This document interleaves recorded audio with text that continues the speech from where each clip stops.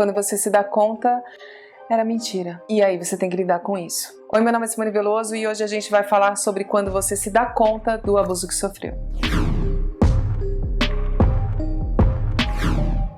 Quando a gente fala sobre entender, conhecer, mergulhar no tema, procurar, a gente chega num ponto muito importante que é se dar conta.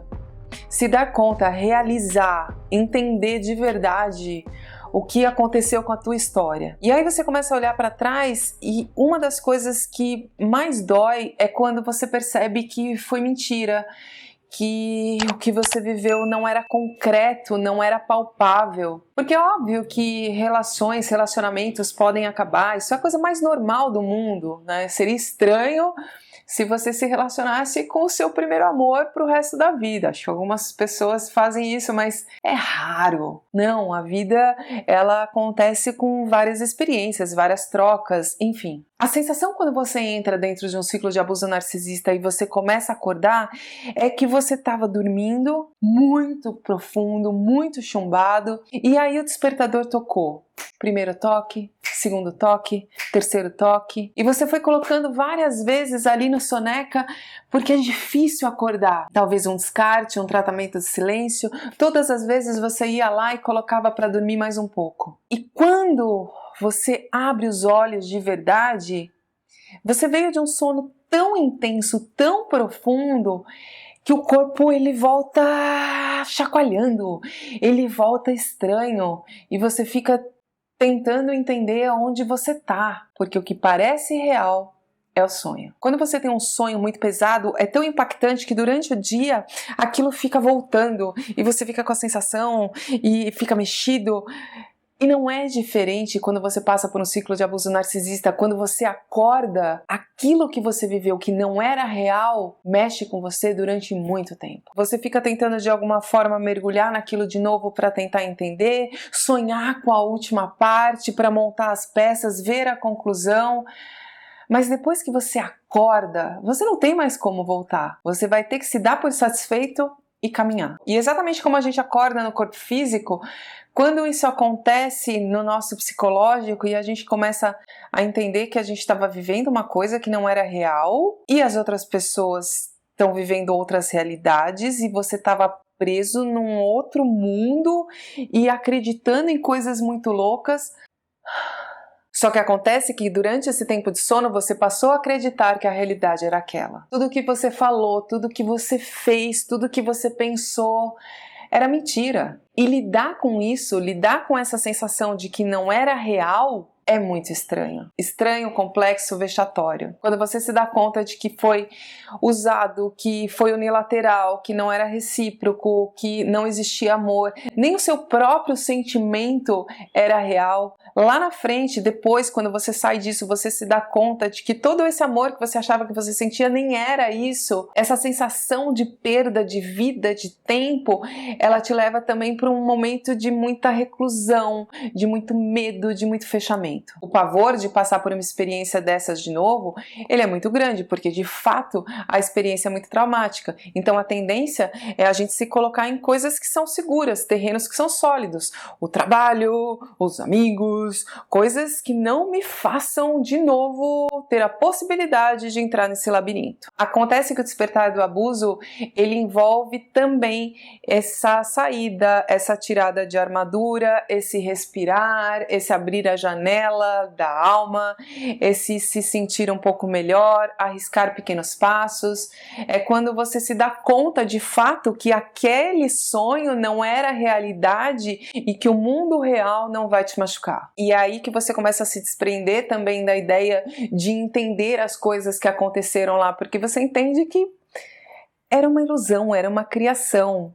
No fundo, tanto faz. O que você precisa entender são as coisas relativas a você e a sua blindagem. Quando você entende o que te levou a cair nisso, quando você entende quais são as suas vulnerabilidades, quando você entende como eles funcionam, você está no melhor dos mundos. Aí você tem condições de criar uma camada de proteção, mas que também te permita viver. Quando a gente pensa em abuso narcisista, a gente fala em ciclos, mas não só a experiência que você vive quando você está nessa relação, quando você está vivendo este abuso, sei lá, se você é subordinado de um narcisista, se você é filho de um narcisista, se você se relacionou com um narcisista, mas quando você também desperta, isso também envolve algumas etapas. E o entender não só racionalmente, mas emocionalmente a parte que foi uma mentira, que foi uma ilusão, é quando você começa a se conectar com a realidade, quando você começa a se conectar com o aqui e agora, quando você começa a caminhar. Claro que falar sobre essas experiências pode provocar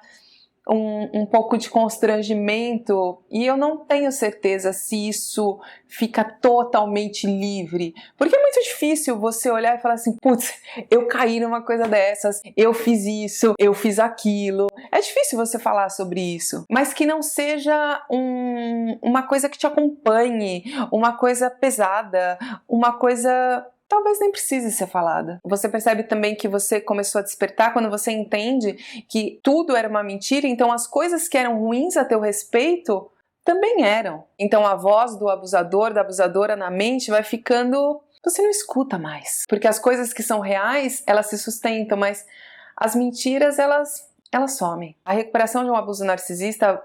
Normalmente ela é lenta, ela é chatinha, ela envolve muita paciência, ela envolve tempo, ela envolve uma série de coisas que são completamente diferentes de quem passa por relacionamentos que são normais. Mas ela envolve também uma tomada de consciência muito grande. Necessariamente você precisa ter uma consciência enorme de quem você é, do que você faz, do que você pensa, do que você quer. E isso acaba sendo bom. Quando eu falo que acaba sendo bom, é pra gente não cair no erro de romantizar um abuso, né?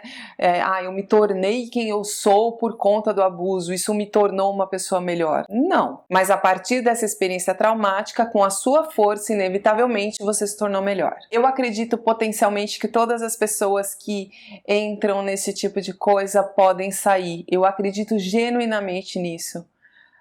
Talvez por eu ter entrado e ter conseguido, e se eu conseguir, qualquer um pode, é assim que eu vejo. Eu acredito na força de cada um, eu acredito no potencial de cada um. É óbvio que eu sei que não é simples, é complexo, mas eu acredito que se você tiver a vontade, se você tiver conhecimento, se você tiver...